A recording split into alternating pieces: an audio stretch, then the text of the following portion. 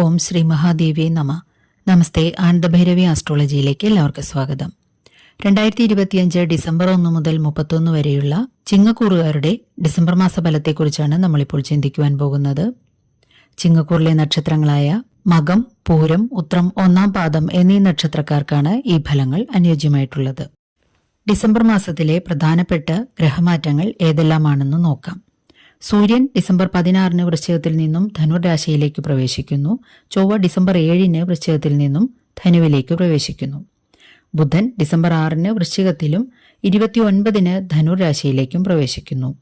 വ്യാഴം ഡിസംബർ 4 അതിചാരം കഴിഞ്ഞ് മിഥുനം രാശിയിലേക്ക് തിരികെ പ്രവേശിക്കുന്നു. ശുക്രൻ ഡിസംബർ 20 വൃശ്ചികത്തിൽ നിന്നും ധനുർ രാശിയിലേക്ക് പ്രവേശിക്കുന്നു. ശനി മീനം രാശിയിൽ തന്നെ വക്രസഞ്ചാരം കഴിഞ്ഞ് സഞ്ചരിച്ചുകൊണ്ടിരിക്കുകയാണ്.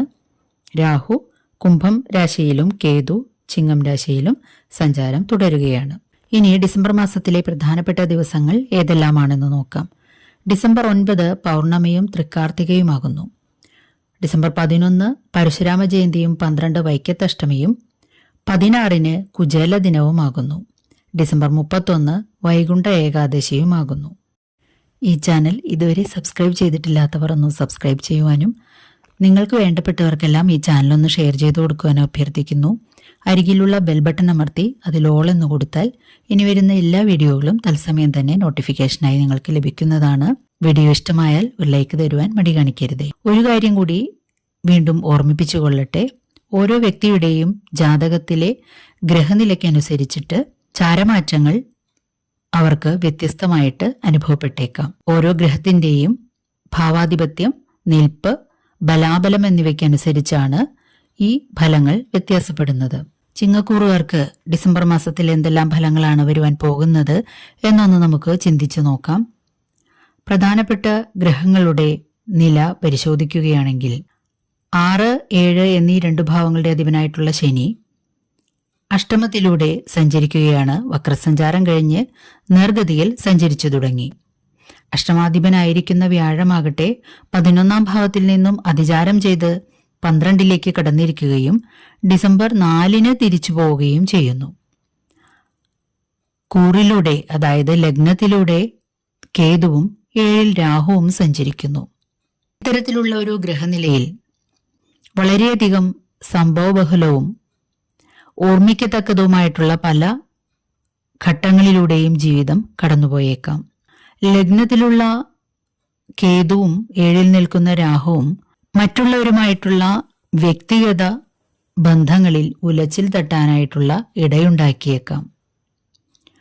ക്ഷിപ്രകോപവും വാശിയും നിങ്ങളെ അബദ്ധങ്ങളിൽ ചാടിക്കാതിരിക്കാൻ പ്രത്യേകിച്ച് ശ്രദ്ധിക്കുക. ലാഭസ്ഥാനത്തു നിന്നും പെട്ടെന്ന് അതിചാരം ചെയ്ത് നഷ്ടസ്ഥാനത്തേക്ക് അല്ലെങ്കിൽ വ്യയസ്ഥാനത്തേക്ക്, ചിലവിന്റെ സ്ഥാനത്തേക്ക് കടന്നുപോയ ആ വ്യാഴത്തെ കുറച്ചൊന്ന് വിഷമിപ്പിച്ചിട്ടുണ്ടാകാം. പെട്ടെന്നും അനാവശ്യവുമായിട്ടുള്ള പല ധനച്ചിലവുകളും വന്നിട്ടുണ്ടാകും. ഇതിനൊക്കെ ഒരു ശാന്തതയാണ് ഇനി വരാൻ പോകുന്നത്. ഒക്ടോബർ, നവംബർ മാസങ്ങളിൽ നിങ്ങൾക്ക് അനുഭവപ്പെട്ടുകൊണ്ടിരുന്ന പലതരത്തിലുള്ള സാമ്പത്തിക ഞെരുക്കങ്ങൾക്കും ബുദ്ധിമുട്ടുകൾക്കും അധിക ചിലവുകൾക്കും മറ്റും ഒരു അറുതി വരുന്നതാണ്. കിട്ടാനിരുന്ന ധനം പെട്ടെന്ന് പെൻഡിങ്ങിലാവുക, അത് തരുന്നത് മറ്റുള്ളവർ നീട്ടിവെക്കുക തുടങ്ങിയ ദുർഘട സന്ധികളിലൂടെ നിങ്ങൾ കടന്നു പോന്നിട്ടുണ്ടാകും. ഇനി പതിയെ പതിയെ അതിനൊരു സമാശ്വാസം ലഭിക്കുന്നതാണ്. മറ്റൊരു വിധത്തിൽ പറഞ്ഞാൽ ജീവിതം ശ്വാസം മുട്ടി നിൽക്കുന്ന അവസ്ഥയിൽ നിന്നും സ്വാഭാവികതയിലേക്ക് മാറുന്നതാണ്. എന്നാൽ അഷ്ടമത്തിലൂടെ സഞ്ചരിക്കുന്ന ശനി കുറച്ചൊന്ന് നിങ്ങളെ ബുദ്ധിമുട്ടിച്ചേക്കാനിടയുണ്ട്. കർമ്മസ്ഥാനത്ത് പൊതുവിൽ ഒരു മാന്ദ്യം അനുഭവപ്പെട്ടേക്കാം. മാത്രമല്ല, കർമ്മസ്ഥാനത്ത് മാന്ദ്യം വരുമ്പോൾ ധനസ്ഥാനത്തിനും മന്ദത അനുഭവപ്പെടും. അതായത് ലാഭസ്ഥാനത്ത് വ്യാഴമുണ്ടായിട്ടും നിങ്ങൾക്ക് ധനപരമായിട്ടുള്ള ബുദ്ധിമുട്ടുകൾ അല്ലെങ്കിൽ ധനം വരവ് കുറഞ്ഞതായിട്ട് അനുഭവപ്പെട്ടേക്കാം. എന്നിരുന്നാലും ജീവിതം പാടെ സ്തംഭിച്ചു പോകും എന്നുള്ള ഭയം വേണ്ട. വ്യാഴം സർവാഭീഷ്ട സ്ഥാനത്ത് സഞ്ചരിക്കയാൽ തന്നെ കഴിഞ്ഞ് തിരിച്ചു പോയിരിക്കുന്ന വ്യാഴം പ്രധാനപ്പെട്ട ശനി ദൃഷ്ടി ചെയ്യുന്ന ചില ഭാവങ്ങളിലേക്കൊക്കെ ദൃഷ്ടി ചെയ്യുക കൊണ്ട് തന്നെ നിങ്ങൾക്ക് തൊഴിൽ രംഗത്തും ധനരംഗത്തും ഉണ്ടാകുന്ന കടുത്ത മാന്ദ്യത്തിനെ ഒന്ന് ഇളവ് ചെയ്തു തരുന്നതാണ്. അതായത് പൂർണ്ണമായിട്ടും സാമ്പത്തിക ബുദ്ധിമുട്ടുകളും തടസ്സങ്ങളും മാറിയില്ലെങ്കിൽ പോലും കുറച്ചൊക്കെ സമാധാനം ലഭിക്കുന്നതാണ് ഇത്തരം കാര്യങ്ങളിൽ. അതുപോലെ സന്താനങ്ങൾക്ക് പഠനം മുതലായ എല്ലാ രംഗങ്ങളിലും അല്പം മടി, അലസത മുതലായവ കാണിക്കുമെങ്കിലും വ്യാഴം തിരിച്ചു ചെന്നതിനു ശേഷം ഇതിനൊരു മാറ്റമുണ്ടാകുന്നതാണ്. അവരുടെ കാര്യങ്ങളിൽ പുരോഗതി ഉണ്ടാകുന്നതാണ്. അവരെ കൊണ്ട് സന്തോഷിക്കത്തക്കതായിട്ടുള്ള പല അനുഭവങ്ങളും ഉണ്ടാകുന്നതാണ്. കിട്ടാനിരുന്ന ധനം പതുക്കെ പതുക്കെ കിട്ടിത്തുടങ്ങുക. തൊഴിൽ സ്ഥാനത്ത് മാന്ദ്യമാണെങ്കിൽ തന്നെയും പതുക്കെ അനക്കം വച്ചു തുടങ്ങുക. പ്രത്യേകിച്ചും തൊഴിലിനായിട്ട് പുതിയതായിട്ട് ശ്രമിക്കുന്നവർക്ക് ജോലിയിൽ പ്രവേശിച്ചേക്കാൻ, റാങ്ക് ലിസ്റ്റിലും മറ്റും പേരുള്ളവർക്ക് പ്രത്യേകിച്ചും അവർക്ക് ജോലിയിൽ പ്രവേശിക്കാൻ സാധിക്കുന്നതാണ്. അല്ലെങ്കിൽ പ്രൈവറ്റ് ആയിട്ടുള്ള ജോലികൾക്ക് ശ്രമിക്കുന്നവർക്ക് ജോലിയിൽ കയറാനായിട്ട് അല്ലെങ്കിൽ തൊഴിൽ കിട്ടുന്നതാണ്. വിവാഹാദി കാര്യങ്ങളിലും അന്ത്യം അനുഭവപ്പെട്ടിരുന്നതും മാറിക്കൊണ്ട് വിവാഹാദി കാര്യങ്ങളിൽ തീരുമാനമാവുക അല്ലെങ്കിൽ വിവാഹം നടക്കുക തുടങ്ങിയ കാര്യങ്ങൾ സംഭവിക്കുന്നതാണ്. പുതിയ സംരംഭങ്ങൾ തുടങ്ങാൻ ആഗ്രഹിച്ചവർക്ക് അല്ലെങ്കിൽ അതിന് ശ്രമിച്ചുകൊണ്ടിരിക്കുന്നവർക്ക് ആ കാര്യത്തിലും ഒരു പുരോഗതി അനുഭവപ്പെട്ടേക്കാം. എന്നിരുന്നാലും ധനപരമായ കാര്യങ്ങളിൽ എല്ലായ്പ്പോഴും വളരെയധികം ശ്രദ്ധ ആവശ്യമാണ്. മുൻപ് തുടങ്ങി വെച്ചിട്ട് പൂർത്തീകരിക്കാൻ സാധിക്കാതിരുന്ന കാര്യങ്ങൾ, പ്രത്യേകിച്ചും തൊഴിൽ മുതലായവ പൂർത്തീകരിക്കുവാൻ അല്ലെങ്കിൽ ആ സംരംഭത്തെക്കുറിച്ച് പുനർവിചിന്തനം നടത്തുവാൻ കഴിയുന്നതാണ്. അല്ലെങ്കിൽ ഇപ്പോൾ നിങ്ങൾക്ക് അത് ചെയ്യാവുന്നതാണ്. പെട്ടെന്നുള്ള ദേഷ്യം കൊണ്ട് നിങ്ങൾ മോശമായ ഭാഷയിൽ സംസാരിക്കുന്നതും മോശമായ വാക്കുകൾ ഉപയോഗിക്കുന്നതും വളരെയധികം നിയന്ത്രിക്കേണ്ടതാണ്. തിരിച്ചും ലഗ്നത്തിലും ഏഴിലും സഞ്ചരിക്കുന്ന ഗ്രഹങ്ങളുടെ പ്രഭാവം മൂലം നിങ്ങൾ അത്തരത്തിൽ പെരുമാറിയേക്കാൻ ഇടയുണ്ട്. ഇത്തരം കാര്യങ്ങളിൽ വളരെയധികം ആത്മനിയന്ത്രണം ഉണ്ടായില്ലെങ്കിൽ പല ബന്ധങ്ങളും അറ്റുപോയേക്കാൻ ഇടയുണ്ട്, എന്നേക്കുമായിട്ട് പോലും. വിദേശ രാജ്യങ്ങളിലേക്ക് പഠനാദി കാര്യങ്ങൾക്കും ബിസിനസ്സിനും മറ്റുമായിട്ട് പോകാൻ ശ്രമിക്കുന്നവർക്ക് ഈ സമയത്ത് പോകാൻ സാധിക്കുന്നതാണ്. പുണ്യക്ഷേത്രങ്ങളോ പുണ്യതീർത്ഥങ്ങളോ സന്ദർശിക്കുവാനുള്ള ഇടയുണ്ടായേക്കാം. വയറു സംബന്ധമായിട്ടും പ്രത്യേകിച്ചും മൂത്രാശയ സംബന്ധമായിട്ടും മറ്റുമുള്ള അസുഖങ്ങളെ ഒന്ന് കരുതിയിരിക്കേണ്ടതാണ്. ശിരോസംബന്ധമായിട്ടുള്ള അസുഖങ്ങളും പെട്ടെന്ന് നിങ്ങളെ പിടികൂടിയേക്കാൻ ഇടയുണ്ട്. ദമ്പതികൾ തമ്മിൽ അകന്നു കഴിഞ്ഞിരുന്നവർ അല്ലെങ്കിൽ കേസ് വഴക്കുകൾ മുതലായവ നടന്നുകൊണ്ടിരിക്കുന്നവർക്ക് ഇതൊരു ആശ്വാസത്തിന്റെ കാലമാണ്.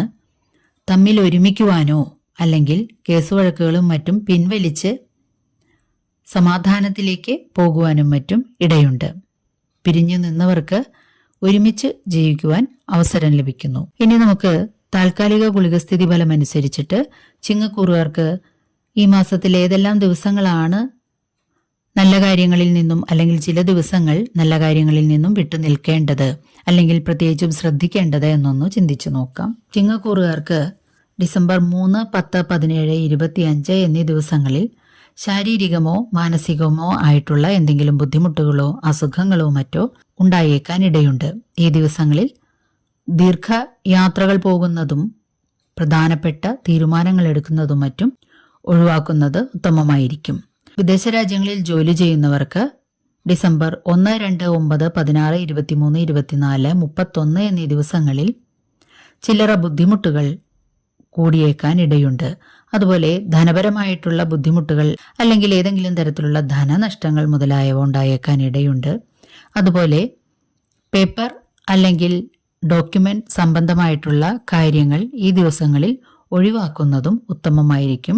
ജലസ്ഥാനങ്ങളിലേക്കുള്ള യാത്ര പോകുന്നതും ഈ ദിവസങ്ങളിൽ ഒഴിവാക്കുന്നത് നന്നായിരിക്കും. ഡിസംബർ 14, 21, 28 എന്നീ ദിവസങ്ങളിൽ തൊഴിൽ രംഗത്ത് ചില്ലറ ബുദ്ധിമുട്ടുകൾ എന്തെങ്കിലും അനുഭവപ്പെട്ടേക്കാൻ ഇടയുണ്ട്. വാഹനങ്ങൾ ഓടിക്കുമ്പോൾ ഈ ദിവസങ്ങളിൽ പ്രത്യേകിച്ചും ശ്രദ്ധ പുലർത്തേണ്ടതാണ്. വീട്ടിലും ചില്ലറ അസ്വാരസ്യങ്ങൾ ഉണ്ടായിക്കൂടുന്നില്ല. പ്രണയികൾ തമ്മിലും ദമ്പതികൾ തമ്മിലും ചില്ലറ ബുദ്ധിമുട്ടുകൾ എന്തെങ്കിലും സംഭവിച്ചേക്കാം. ഡിസംബർ 5, 6, 12, 13, 20, 27 എന്നീ ദിവസങ്ങളിൽ ധനനഷ്ടങ്ങൾ ഇല്ലാതിരിക്കുവാനും വാഹനം കൊണ്ടുള്ള ബുദ്ധിമുട്ടുകൾ ഉണ്ടാകാതിരിക്കാനും മറ്റും പ്രത്യേകിച്ചും ശ്രദ്ധ പുലർത്തുക. മൂത്ത സഹോദരങ്ങൾക്കോ സന്താനങ്ങൾക്കോ അസ്വാരസ്യങ്ങൾ ഉണ്ടാകാനിടയുണ്ട്, പ്രത്യേകിച്ചും ശ്രദ്ധിക്കേണ്ടതാണ്.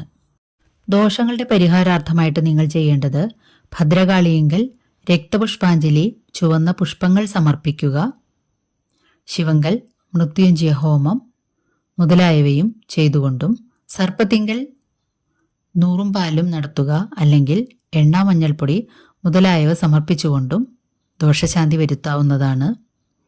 ഇതിനേക്കാളെല്ലാം ഉപരി വിഷ്ണു സഹസ്രനാമമോ ദേവി സഹസ്രനാമമോ അല്ലെങ്കിൽ ശിവസഹസ്രനാമമോ നിത്യേന പാരായണം ചെയ്യുന്നതും അഷ്ടാക്ഷരി, പഞ്ചാക്ഷരി തുടങ്ങിയ മന്ത്രങ്ങൾ കഴിയുന്നത്ര നിത്യേന ഒരേ സംഖ്യ ജപിക്കുന്നതും, പ്രത്യേകിച്ചും സന്ധ്യാനേരങ്ങളിൽ ജപിക്കുന്നതും മറ്റും വളരെയധികം പണച്ചിലവില്ലാതെ തന്നെ ഉള്ള ദോഷശാന്തികരങ്ങളായിട്ടുള്ള കാര്യങ്ങളാണ്.